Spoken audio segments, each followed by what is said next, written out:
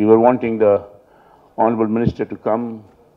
Exigencies of state, emergencies of work, and statecraft always take precedence. And though Mr. Das was trying his best to hold the fort and somehow keep you amused, but nonetheless, apologies are in order.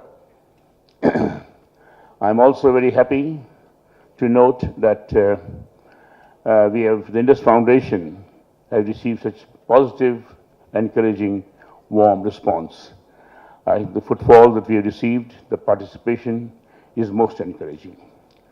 Indus Foundation is a non-profit organization having years of service behind it.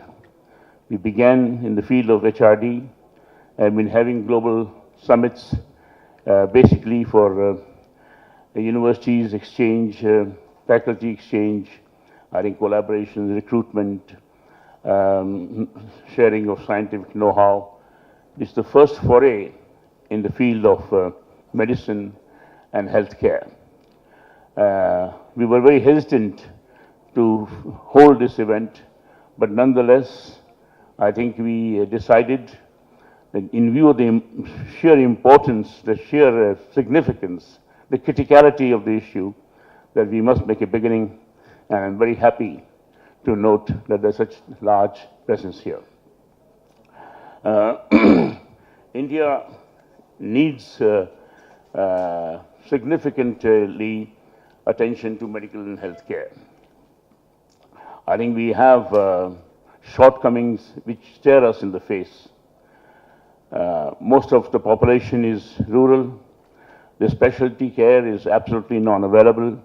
Most of the specialists are only urban-based, and hence, and the sheer magnitude of population sort of forces itself that we must necessarily invest heavily into healthcare innovations and welfare. As we all know, I think Indian healthcare industry would probably go to $280 billion by 2020. If we take a 4-year period, say from 2012 to what is 2017 estimated, from 70 billion, it will probably projected to 145 billion. That's about 12% rate of growth. We lose 1 million lives per annum because of inadequate specialist care. 700 million of our population are denied any special care. I'm quite sure that before all the sessions that have been planned here have been sort of planned very meticulously, and we have had people from different fields who are great names, and I'm sure that the conference will be very useful and will be encouraging. Some of you who are here for the first time, I think Hyderabad has its own significance, has its own history. And let me say that it has, once upon a time, we had an emperor who found Delhi to be too much north of the country, and he decided to shift south.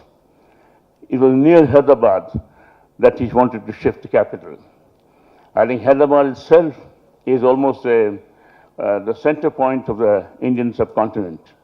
It's north meets south, east meets west. We have a fairly Catholic culture here.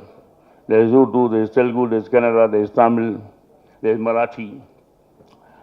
I think good old days, probably once upon a time, Nizam of Hyderabad was the richest man in the world. And some of you who are from abroad would be known that when in the First World War, when Lloyd George was Prime Minister and he passed the hat around in the dominions asking for contribution toward the war effort, in 1911, Nizam of Hyderabad contributed 1 million sterling. Typical of, I think, people who ruled us, they did say that they were fairly conscious of the fact that contribution was made, but nonetheless, they said that we must compensate the Nizam.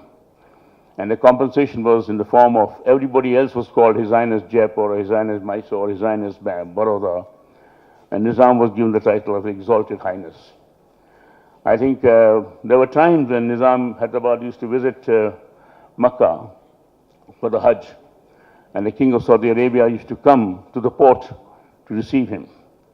And at the point of landing, the Nizam used to give 100,000 Ashrafis, gold coins, to the King of Saudi Arabia to look after his entourage.